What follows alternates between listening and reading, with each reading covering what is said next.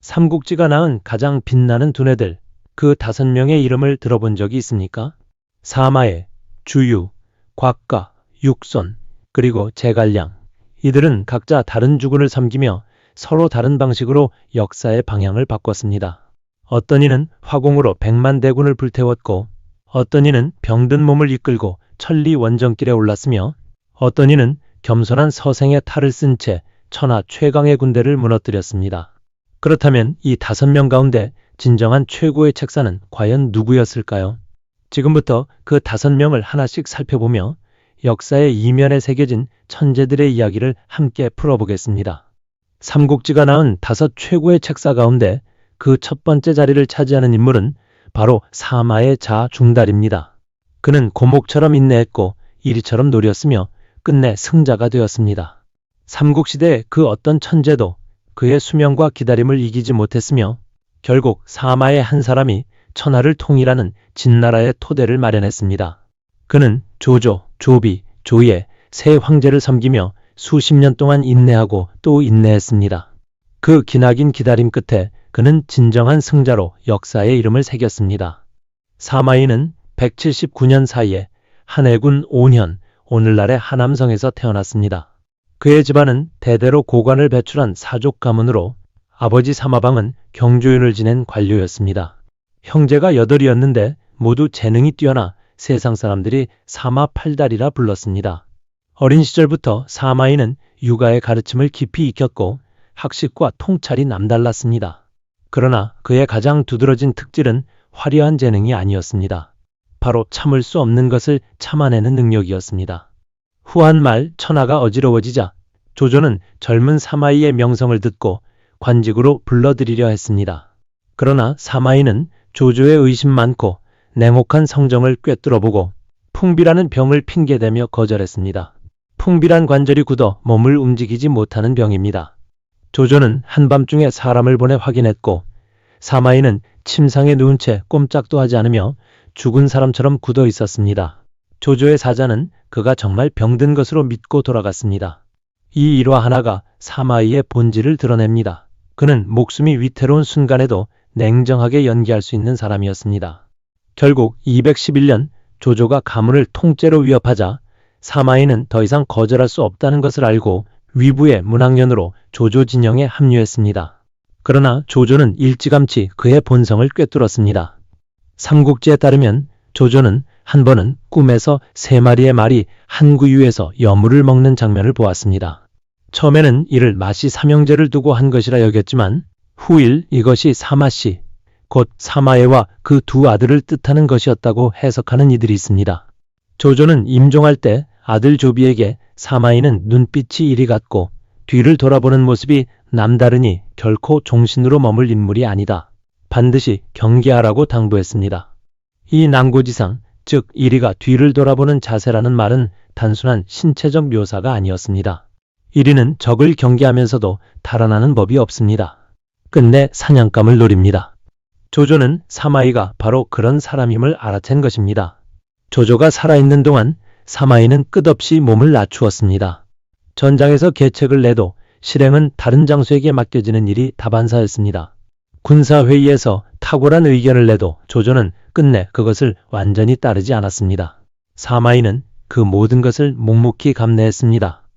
220년 조조가 낙양에서 66세로 세상을 떠났습니다. 그 순간부터 사마이의 긴 기다림이 서서히 결실을 맺기 시작했습니다. 조비 시절에는 상서 도독군사로 임명되었고 조예 시절에는 마침내 군권을 손에 쥐기 시작했습니다. 231년 이후 그는 제갈량의 북벌을 막아내는 총지휘관이 되었고 234년 제갈량이 오장원에서 세상을 뜬 이후에는 조위 군사력의 실질적인 중심이 되었습니다. 사마이가 처음으로 제갈량과 직접 맞붙은 것은 231년 제갈량의 제4차 북벌 때였습니다. 제갈량은 보급선을 끊는 전술로 사마이를 궁지에 몰았고 조위 군사들이 싸우기를 청했지만 사마이는 끝내 나가지 않았습니다. 그 시기 제갈량이 여인의 옷과 머리 장신구를 상자에 담아 사마이에게 보냈다는 기록이 전해집니다. 너는 여자나 다름없다는 조롱이었습니다. 그래도 사마이는 꼼짝하지 않았습니다. 오히려 그는 상자를 가져온 사자에게 제갈량이 요즘 잘 자고 잘 먹냐고 물었습니다.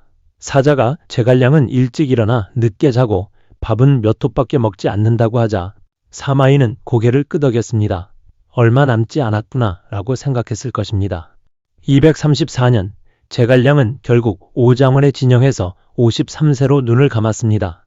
소식을 접한 사마이는 즉각 추격을 명했습니다.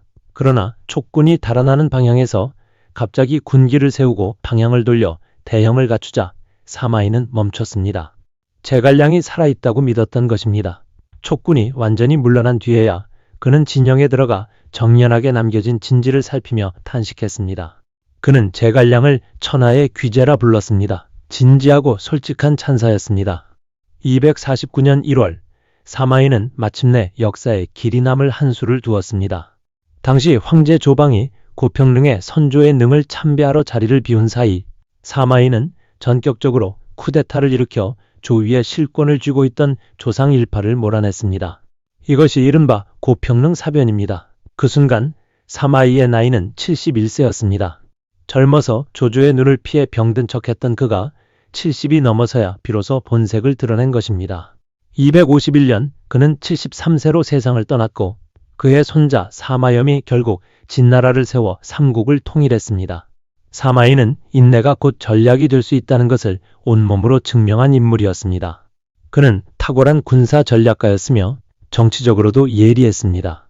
공소년의 난을 진압하고 맹달의 반란을 번개처럼 처리했으며 제갈량의 6차례에 걸친 북벌을 모두 막아냈습니다. 그 어떤 상황에서도 그는 자신을 잃지 않았습니다. 이것이 사마이가 삼국지 최고의 책사 5명 가운데 첫 번째 자리를 차지하는 이유입니다. 삼국지가 낳은 최고의 책사 5명 가운데 두 번째 자리에 서는 인물은 바로 주유자 공근입니다. 오나라 손씨 정권을 지탱한 기둥이자 조조가 이끈 100만 대군을 화염으로 쓸어낸 전략가였습니다. 그는 35세라는 짧은 생을 살았지만 그 삶이 얼마나 빛났는지 손권은 황제가 된 이후에도 주유가 없었다면 나는 황위에 오르지 못했을 것이라고 수료했습니다. 단금지교, 쇠붙이도 끊을 수 있을 만큼 굳은 우정이라는 말이 주유와 손책의 관계에서 유래했습니다. 그 우정이 오나라를 낳았고 주유의 전략이 삼국 정립의 초석을 놓았습니다. 주유는 175년 양주 여강군 서현 오늘날의 안위성 일대에서 태어났습니다. 그의 집안은 고조부 주영이 한나라 황제의 상서령을 지냈고 증조부와 종조부도 대대로 태위직을 역임한 삼국시대 최상위 명문 가문이었습니다. 아버지 주의도 낙양령을 지냈으니 주유는 나면서부터 이미 그 이름 위에 빛이 얹혀 있었습니다. 그러나 주유를 단순한 귀공자로 만든 것은 가문이 아니었습니다. 그것은 그의 타고난 두뇌와 소교라는 이름의 아름다운 아내와 무엇보다도 손책이라는 이름의 친구였습니다. 주유가 손책을 처음 만난 것은 두 사람이 함께 아직 어린 시절이었습니다. 손책의 아버지 손견이 군사를 일으킬 때 주유의 집안과 가까이 지내며 서현에 일시 거처한 것이 인연이 되었습니다. 두 사람은 나이가 비슷했고 성격도 서로를 끌어당겼습니다. 이후 주유는 손책의 친구이자 부장으로 강동 평정의 길에 함께 올랐습니다.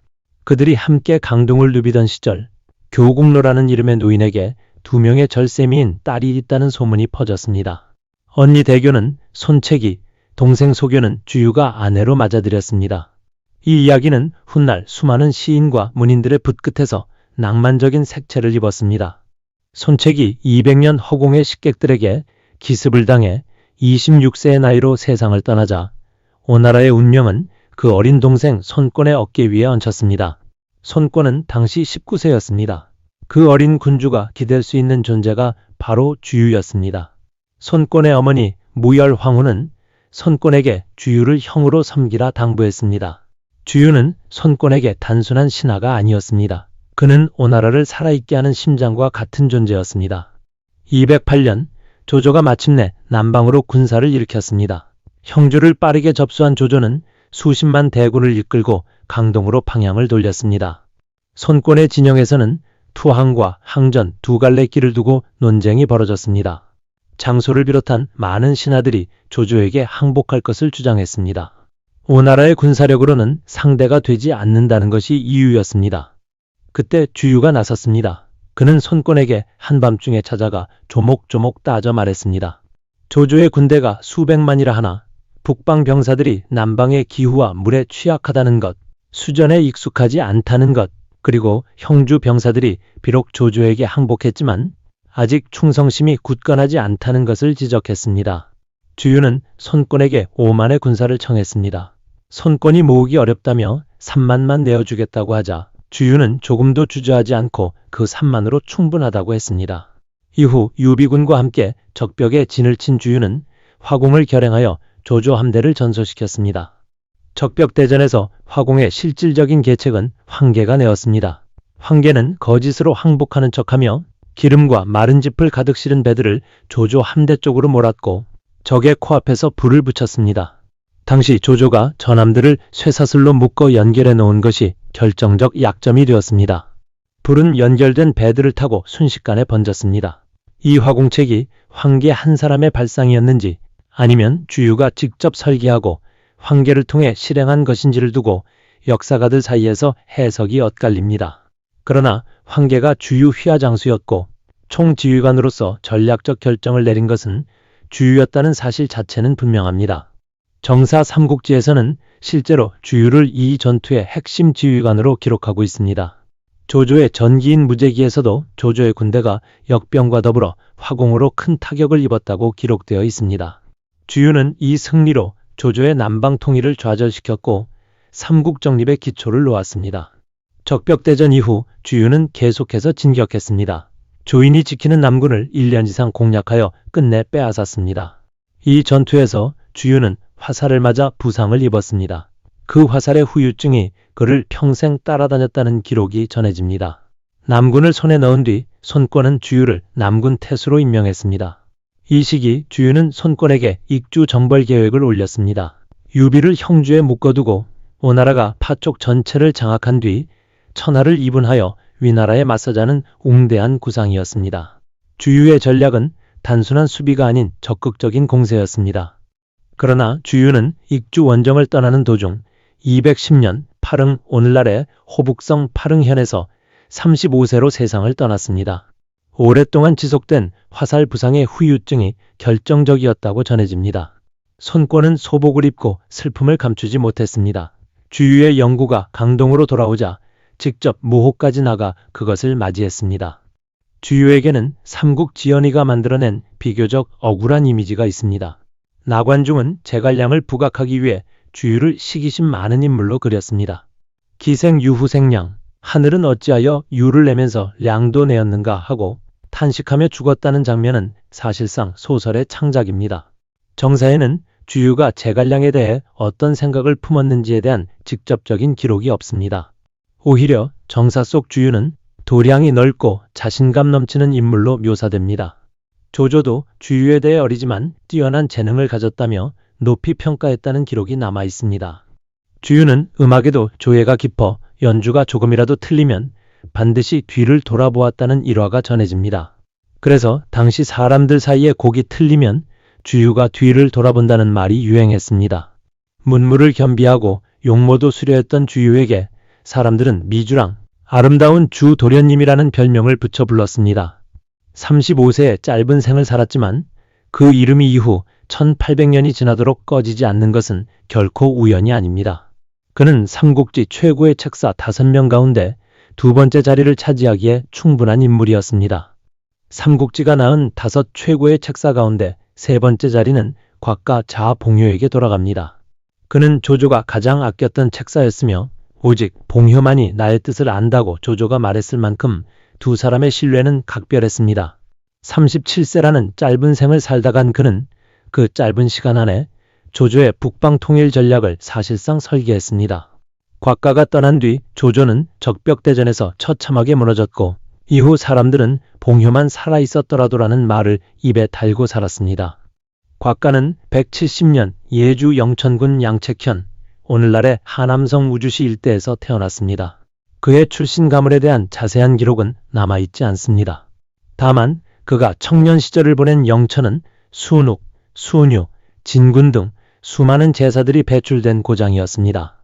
곽가는 어려서부터 통찰력이 남달랐습니다.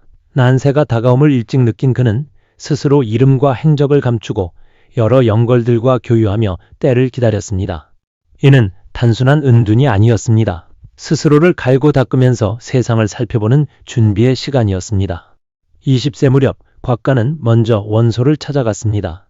당시 원소는 하북을 통치하며 조조와 함께 최강의 군벌로 손꼽히던 인물이었습니다. 그러나 곽가는 원소를 직접 보고 크게 실망했습니다. 원소의 참모 신평과 곽도에게 원소는 책략을 꾸미기 좋아하지만 정작 결단을 내리지 못한다고, 그와 함께 대업을 이루기는 어렵다고 솔직하게 말했습니다. 그리고 원소 곁을 떠났습니다. 이 판단은 훗날 관도대전에서 그대로 증명되었습니다. 곽가와 조조가 처음 만난 것은 순욱의 소개 덕분이었습니다.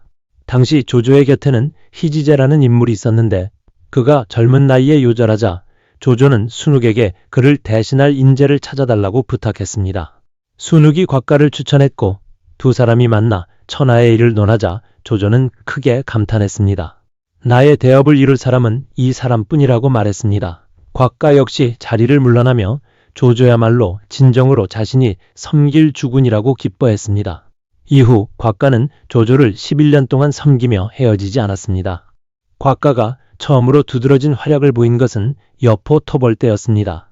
198년 조조가 하비성에서 여포를 오랫동안 공격했지만 함락시키지 못하자 군사들이 지쳐 퇴각 의견이 나왔습니다. 그때 곽가와 순유가 지금 집중해서 밀어붙이면 반드시 이긴다고 진언했습니다. 조조가 이를 받아들여 수공을 가하자 하비성은 침수되었고 여포의 부하들이 성문을 열어 투항했습니다.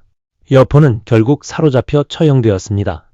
200년 조조가 원소와 관도에서 대치할 때 손책이 허도를 기습하려 한다는 정보가 들어왔습니다. 군신들이 모두 두려움에 떨었습니다. 그러나 곽가는 침착하게 말했습니다.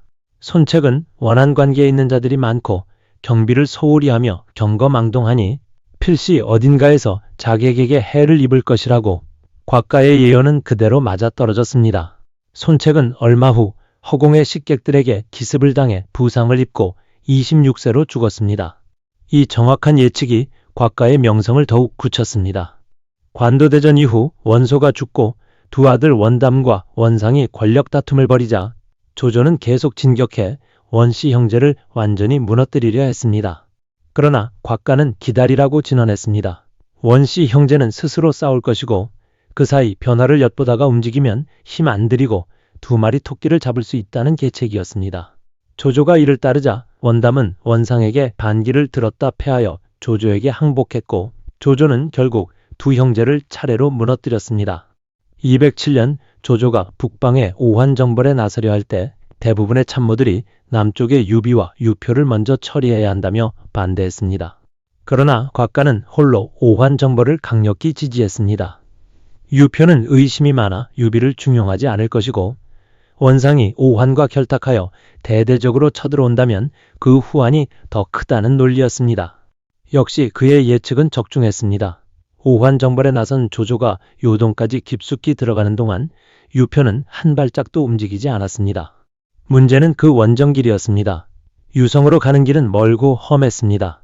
더위와 풍토병이 군사들을 갉아먹었습니다. 곽가 역시 이 원정에서 병을 얻었습니다. 돌아오는 길에 그의 상태는 급격히 악화되었습니다. 37세의 젊은 나이였습니다.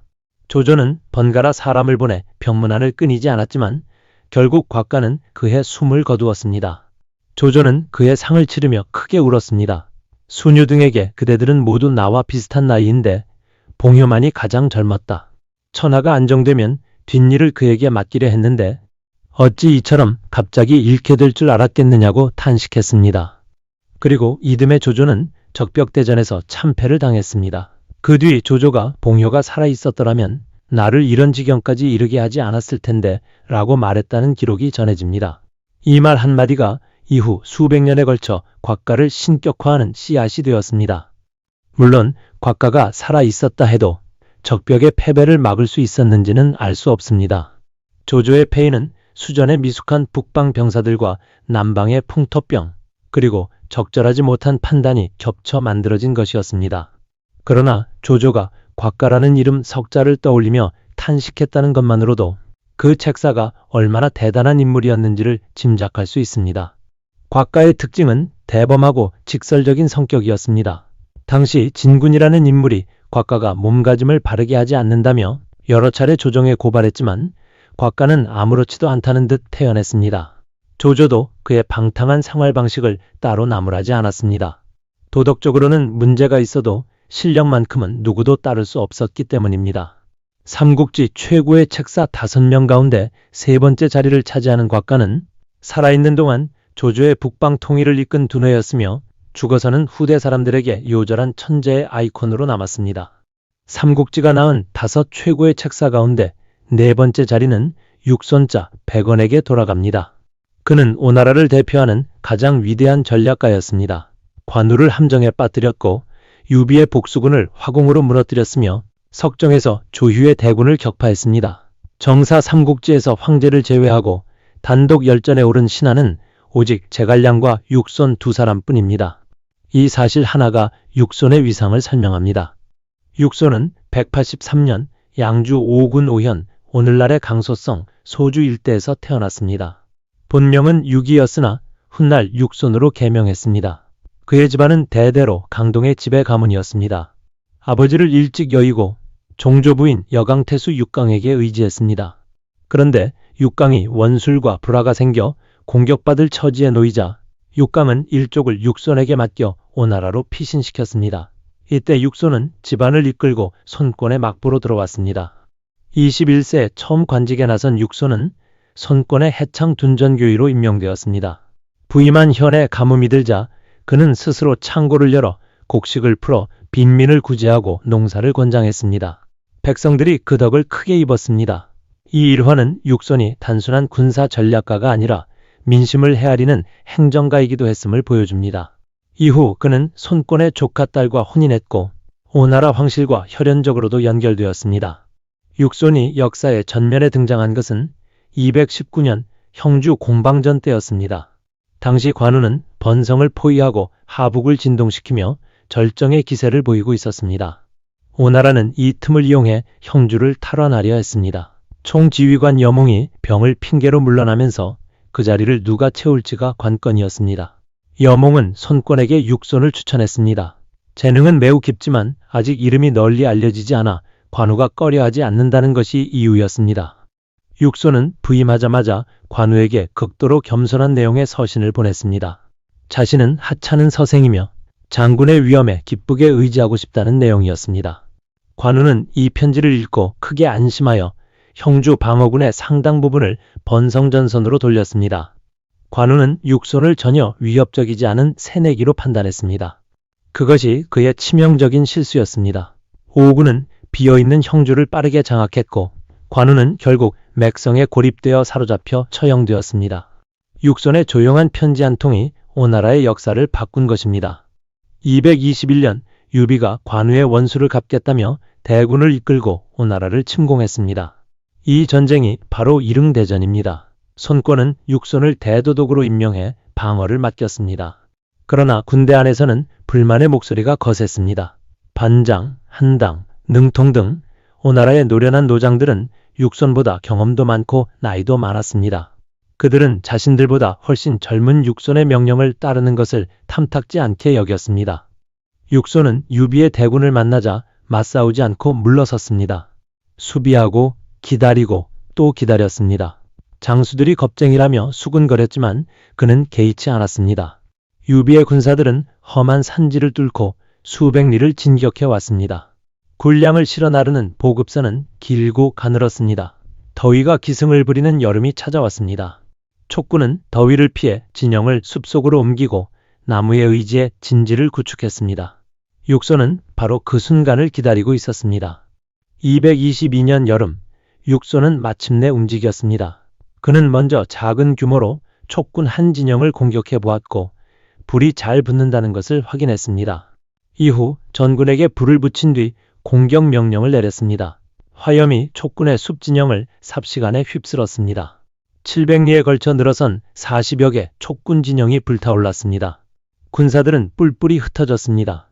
유비는 겨우 백제성으로 달아났고 이릉대전은 오나라의 압도적인 승리로 끝났습니다. 이릉대전은 삼국지 역사상 가장 결정적인 전투 중 하나였습니다. 이 승리로 오나라는 남영주를 완전히 장악했고 영토가 크게 넓어졌습니다. 촉하는 이 패배로 군사력의 상당 부분을 잃었고 이후 제갈량이 집권할 때까지 오랫동안 회복하기 어려운 타격을 입었습니다. 훗날 역사가들은 이릉대전에서 육손의 인내와 화공 전략이 오나라를 구했다고 평가했습니다. 이후 육손의 지위는 더욱 높아졌습니다. 228년 석정 전투에서 그는 조이의 대사마 조휴의 군대를 격파했습니다. 조휴의 군사가 육손의 함정에 빠져 대패하자 조비의 뒤를 이은 조예는 대규모 후원군을 보냈지만 이미 전세는 기울어진 뒤였습니다. 244년 육손은 오나라의 승상에까지 올랐습니다. 그러나 말년은 어두웠습니다.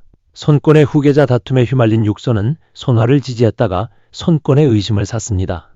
손권의 문책 사자가 끊임없이 찾아오고 압박이 이어지자 육손은 분을 이기지 못하고 245년 63세로 세상을 떠났습니다. 죽음의 방식을 두고 울분사라는 말이 붙을 만큼 허무한 마지막이었습니다. 그러나 그 죽음이 아무리 억울한 것이었다 해도 육손이 오나라를 지키고 키우기 위해 바친 삶의 빛은 사라지지 않습니다. 그는 삼국지 최고의 책사 5명 가운데 4번째 자리에 올라 그 이름을 역사에 새겼습니다. 삼국지가 낳은 5 최고의 책사 가운데 5번째이자 마지막 자리를 차지하는 인물은 바로 제갈량, 자하, 공명, 호, 와룡입니다. 순위가 5번째인 것이 의아하게 느껴질 수도 있습니다. 그러나 이 순위는 능력의 우열이 아닙니다. 오직 역사적 최후의 결과에 따른 것입니다.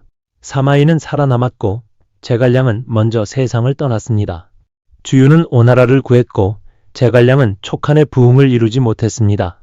그러나 제갈량의 이름이 오늘날 삼국지에서 가장 높이 빛나는 것은 그가 남긴 충절과 지혜가 그 어떤 승리보다도 사람들의 마음을 움직였기 때문입니다. 제갈량은 181년 서주 낭야군 양도, 오늘날의 산동성 임기시 일대에서 태어났습니다.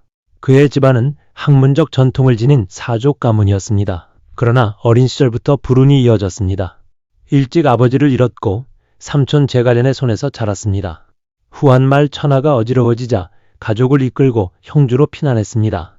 형주의 면양, 오늘날의 호북성 양번시 일대에 자리를 잡은 제갈량은 그곳에서 농사를 지으며 학문을 쌓았습니다. 그는 스스로를 관중과 아기에 비겨 말하곤 했습니다. 관중은 춘추시대 제나라를 강국으로 만든 재상이었고 아기는 전국시대 연나라의 명장이었습니다. 사람들은 그 말을 믿지 않았지만 그의 친구 서서와 방통만은 그 재능을 알아보았습니다. 제갈량의 호와룡은 누운 용이라는 뜻입니다. 물속에 잠긴 용은 아직 승천하지 않은 것처럼 보이지만 때가 오면 단숨에 하늘로 솟구칩니다. 사마수와 서서가 그를 형주의 사람 사마덕조가 스승으로 모시는 분이라 소개했고 유비는 그 이름을 오래전부터 마음에 담아두었습니다. 207년 유비는 신야의 작은 땅에 기대어 형주의 유표에게 의탁하며 좌절의 나날을 보내고 있었습니다. 한나라의 종실로서 황실을 되살려야 한다는 뜻은 굳었지만 그것을 이룰 발판이 없었습니다. 그때 서서가 제갈량의 이름을 언급했습니다. 유비는 직접 융중의 초가집을 찾아갔습니다. 그러나 2번을 갔을 때도 제갈량은 집에 없었습니다. 3번째에야 비로소 2 사람이 마주했습니다. 이것이 역사의 삼고초려라 불리는 일화입니다. 제갈량이 내놓은 대답이 바로 융중대책이었습니다. 조조는 이미 천자를 손에 쥐고 북방을 장악했으니 정면 대결은 불가합니다. 손권은 강동을 굳게 지키고 있으니 동맹으로 삼아야 합니다.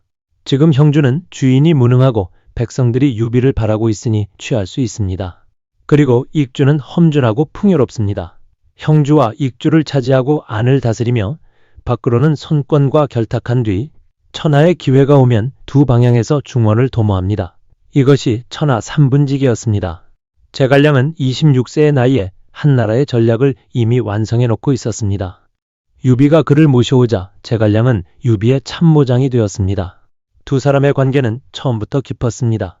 유비는 나는 공명을 얻어 물고기가 물을 만난 것 같다고 말했습니다.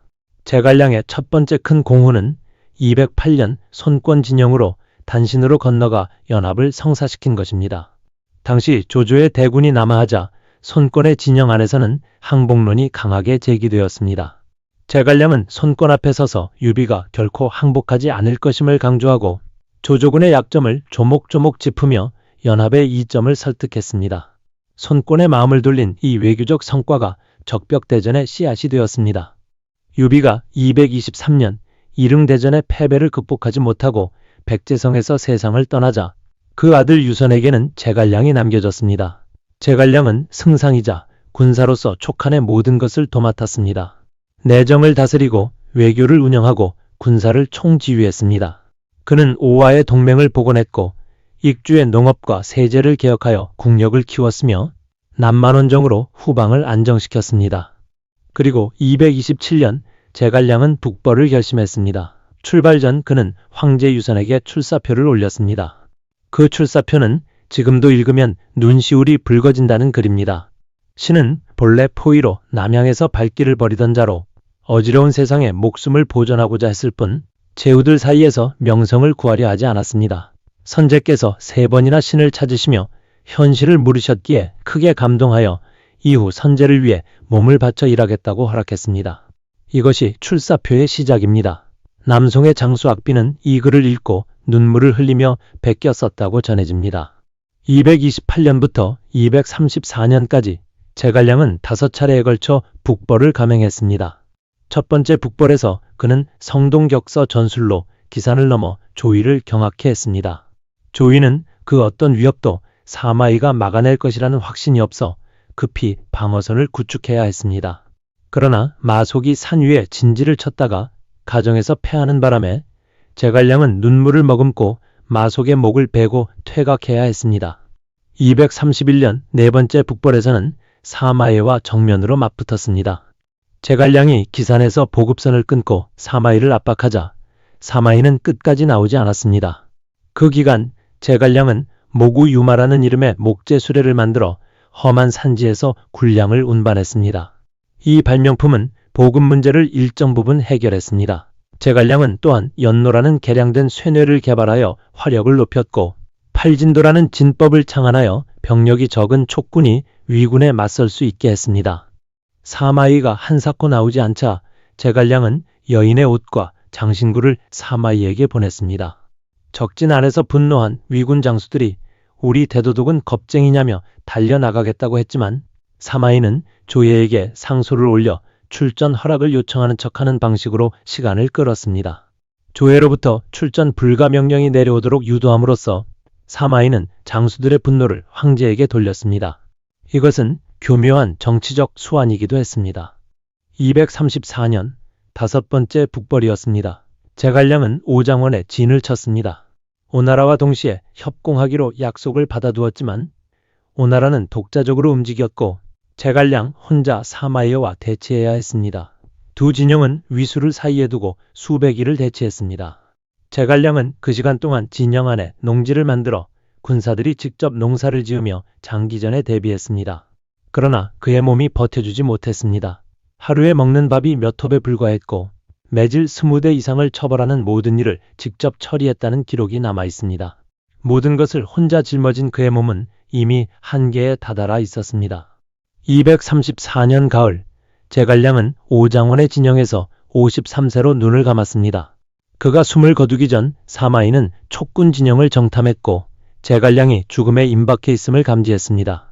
제갈량이 죽었다는 소식이 들려오자 사마이는 추격 명령을 내렸습니다. 그러나 촉군이 방향을 돌려 대형을 갖추자 사마이는 멈췄습니다. 나중에 진영에 들어가 그 정연함을 살핀 사마이는 공명은 천하의 귀재라고 탄식했습니다. 제갈량이 죽은 뒤 촉하는 급격히 쇠약해졌습니다. 그의 후임들 중 그의 발끝에도 미치지 못하는 이들이 국정을 맡으며 262년 결국 조이의 등해군에 의해 성도가 함락되었습니다. 그러나 제갈량의 이름만큼은 사라지지 않았습니다. 그가 유선에게 올린 전후 2편의 출사표는 충절의 대명사가 되었고 그가 만든 연노와 모구유마는 후대의 기술자들이 연구했으며 그가 가르친 팔진도는 군사학의 고전이 되었습니다. 성도에 세워진 무후사는 지금도 수많은 이들이 찾아와 머리를 숙이는 곳입니다. 제갈량은 삼국지 최고의 책사 5명 가운데 마지막 자리에 서 있지만 사람들의 마음속에서는 언제나 첫 번째 자리를 차지합니다. 그는 불가능한 상황에서도 포기하지 않았고 모든 것이 무너져 내릴 때도 충절을 버리지 않았으며 자신의 몸이 쓰러지는 순간에도 북벌의 꿈을 놓지 않았습니다. 천하를 통일하지는 못했지만 그는 인간이 얼마나 높고 순수한 뜻을 가질 수 있는지를 역사 앞에 증명했습니다. 삼국지가 낳은 5 최고의 책사, 사마의 주유, 곽가, 육손, 그리고 제갈량, 이들 5명은 각자 다른 시대, 다른 죽은, 다른 무대에서 빛났습니다. 사마이는 그 누구보다 오래 살아남아 결국 승자가 되었고, 주유는 짧은 생 안에 오나라를 세운 불꽃이 되었으며, 곽가는 요절했지만 그 이름이 영원히 천재의 증표로 남았습니다. 육손은 겸손한 서생의 탈을 쓴 채 유비의 대군을 제로 만들었고, 제갈량은 촉한을 위해 모든 것을 바치다 오장원의 별이 되었습니다. 이 5사람이 서로 다른 방향에서 한 시대를 떠받쳤기에 삼국지는 지금도 이토록 빛나는 이야기로 전해지고 있습니다. 오늘의 이야기는 여기까지입니다. 이 영상이 재미있으셨다면 구독과 좋아요, 알림 설정까지 부탁드립니다. 여러분의 구독이 더 깊고 풍성한 역사 이야기를 만드는 힘이 됩니다. 끝까지 시청해주신 여러분께 진심으로 감사드립니다.